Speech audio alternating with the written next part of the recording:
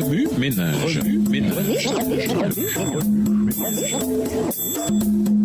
Bienvenue dans votre émission. Remue ménage. Nous voilà au jeudi 16 juin. N'abandonnez jamais.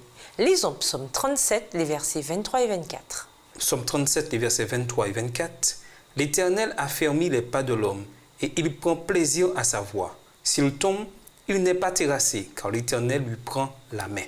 Avez-vous déjà imaginé ce qui serait arrivé si Jésus n'avait pas passé des heures à prier Dieu à Gethsémane, en lui demandant de lui donner la force d'aller jusqu'au bout du plan du salut? Notre vie aujourd'hui n'aurait aucune signification et il n'y aurait aucun espoir d'avenir parce qu'il n'y aurait pas de retour de Jésus. Dieu merci, Jésus endura les tentations de Satan et écarta toute envie de prendre la direction opposée à la croix.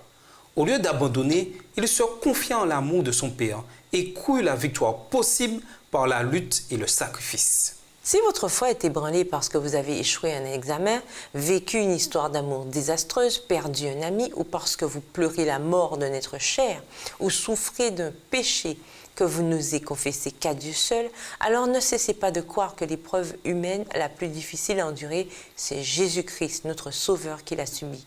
C'est à la croix qu'il a vaincu Satan, notre ennemi, et a remporté la victoire. Amis téléspectateurs, permettez à Dieu d'agir en vous.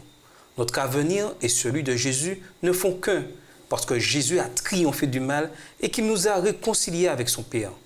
Si Jésus avait échoué, le Dieu que nous connaissons ne serait pas notre Dieu.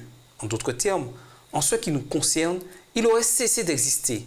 L'échec de Jésus aurait signifié que Dieu est incapable de vaincre les forces du mal et que Satan est assez puissant pour le vaincre en faisant avorter son plan du salut, forçant ainsi Dieu à nous abandonner. Comme vous pouvez le voir, mes suppositions présentent des enjeux très élevés.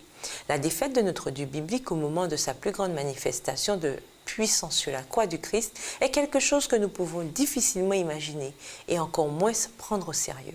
Puisque Dieu, par définition, est invisible, notre question reste presque sans réponse. Si la nature humaine du Fils de Dieu avait échoué, Dieu lui-même aurait échoué. Heureusement, ce n'est pas le cas. Par conséquent, n'abandonnez pas.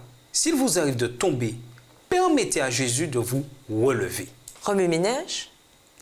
Pourquoi devrions-nous croire que Dieu est toujours prêt à nous pardonner quand nous chutons? Lorsque vous voyez des amis s'éloigner de Dieu, que pouvez-vous faire pour les aider à revenir à lui? Au revoir. Et à demain si Dieu veut. Remue ménage.